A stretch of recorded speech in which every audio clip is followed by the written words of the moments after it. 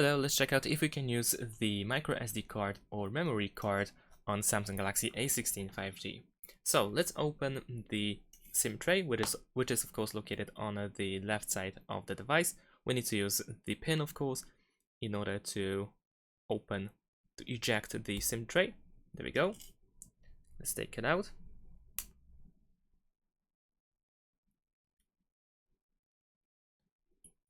And there we go. The SIM tray is quite big, but as you can see, it has the shape of the microSD card, meaning that we can actually use it. So let's actually take a look at this side.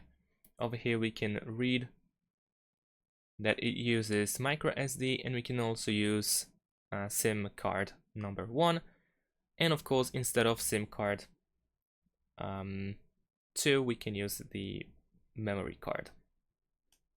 So let's take a look, let's insert the card, there we go, it matches perfectly. So that's about it. Thanks for watching, leave a like and subscribe to my channel, and see you in my next videos. Bye.